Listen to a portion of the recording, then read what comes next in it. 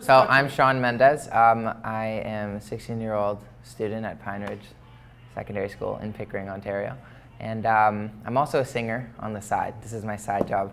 I like to sing and play guitar at times, tour a little bit.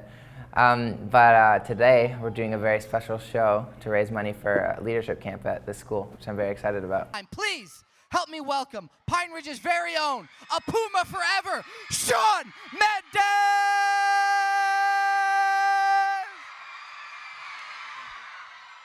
I'm Susan Jones. I'm principal at Pine Ridge Secondary School here in Pickering. Shawn is a student here and he is a part of our leadership team here at the school.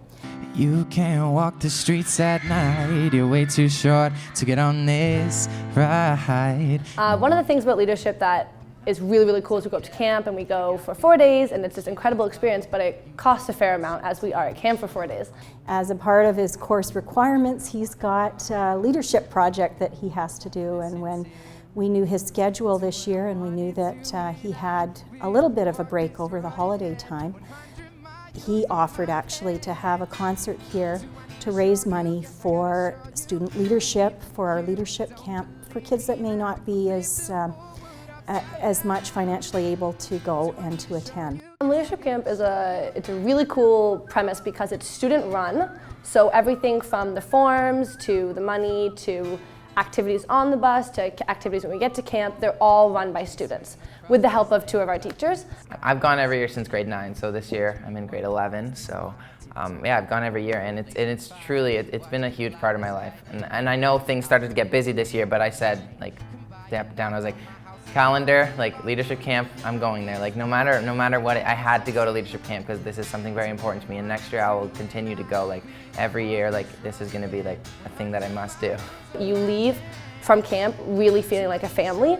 What we try to do is we try to target it towards grade 9s and grade 10s when they kind of need that mentorship or someone else to look up to in the school. And for me, when I was in grade 9, I came back from leadership camp saying hi to all these grade 12s, and I felt like the coolest kid in the world. To be honest, like I can say, like truly just say leadership camp was one of the very main reasons why I am the way I am right now and what I'm doing right now.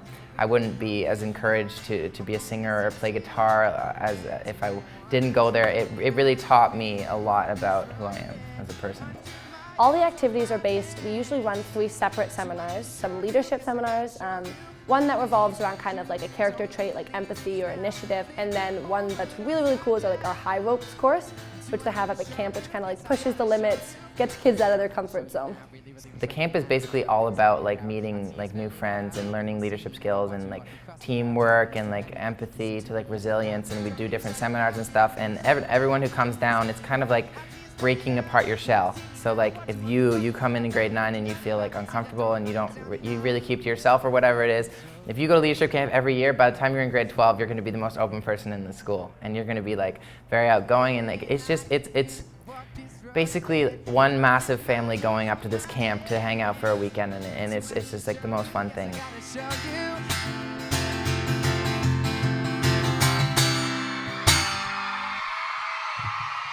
Thank you. My name is Miss Parker. I've been teaching here at Pine Ridge for about 15 years now, and Shawn started here 2.5 years ago as a vocal student, and right away we knew that he was really talented. He's been in 2 of my classes now. He took vocal in grade 9 and grade 10, and he also took music theater, and he is currently my student as well, so he's still learning while he's on the road. For his education piece, we've actually sat down with his mom, with Shawn, with his manager, and we've looked at the course expectations with each teacher, and we've tried to pair up and match his courses to what he's doing while he's out. So for example, his co-op, he's living a work experience. His manager is signing off and overseeing the responsibilities of an employer, and his co-op teacher is monitoring that so that he meets all the course expectations. He's handing in his log sheets and all those kinds of things. Miss Parker, you interviewed, she's a very close teacher to me, and I keep in touch with her every day. So I talk to her like how far I've gotten with my work, like what's bothering me about it, like what I need help with. I can give her a call, I can email her, I can come to the school to meet her. Like very, very personal, and we connect very easily. So he has assignments that he can work on while he's on the road, and then he submits those to me. We use lots of technology, whether it's through email, whether it's through like a blog, whether he makes a video for me.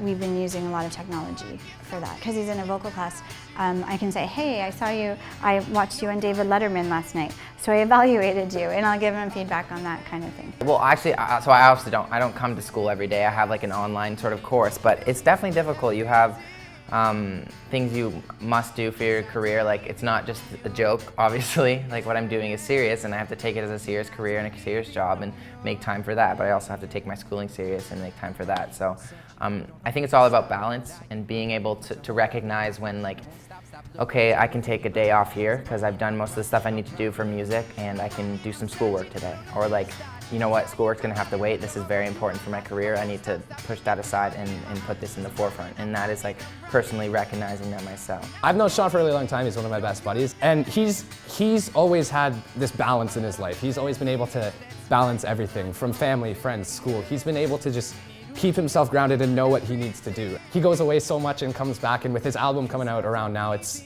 a really busy time for him.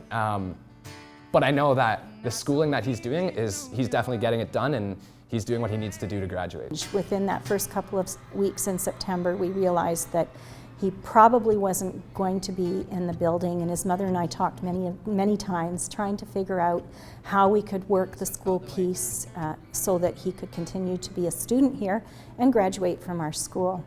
And I do have to say it's been very useful and very generous of our superintendents at the board office to support Shawn in his endeavors the way they have. Like, what I live by is just balance completely, and just recognizing what's like important to you. I mean, a career and an entire lifetime is very important, and knowing, like, if I wanted to be a professional singer, like, obviously I have to put my all into it, and I do put my all. But relationships with your friends and your family and your teachers and people who you've grown up with and people who have made you who you are just as important. And you can't ruin relationships to push your career further, and you can't ruin your career to just push your relationships further. So you have to make a conscious decision as yourself to know, like, where it's time for relationships and where it's time for your career, whatever it is. No matter how much success or fame or money or whatever I had, it would be worth nothing if I had no one there to share with. And if there was no one there to enjoy it with me, if I was sitting in LA somewhere on a mountain in my mansion looking out and there was no one there to sit next to me and be like, isn't this beautiful? Like, what's the point, type of thing. And so I think really when it comes down to it is making sure you don't forget about the other half or the other things in your life. Shawn is a phenomenal person at balancing things. He has figured out at a very young age how to balance his life. He knows that this time is put aside for homework, this time is put aside for songwriting, this time I'm going to be performing. Like, and he also knows how to put his friends and balance everything. Like, he's a very, very balanced kid. The thing is, like, I know people say, like, you go to school to figure out what you want to do and to learn, and then eventually you go to university and you get a job. And okay, I have my job, but like, not saying this job, hopefully this job lasts forever, but I wanted to be on the same page as all my friends and on the same page as everybody else. Like, just because, whether it's making more money or like doing better than people who've gone to school, like, I don't want to not be able to have an intelligent conversation with them about things that they've learned over the years. And I want to be on the same wavelength with my peers and stuff. And I think to not go to school takes you off of that completely, like 100%. And I mean, as much as kids dislike school or whatever, it's one of the most important things ever. And I was actually starting to miss, like, having that learning experience every day, and like the things I have to do. I have to write down, like, the way I view things, and it's just stimulating my brain and making me smarter as a person. And also, like, working with school helps me do better with my career, like the way I speak, the way I handle situations, like, it all combines. And that was like my sort of decision. I was like, this is definitely something I'm going to finish. Can't live the way. Is it hot in here?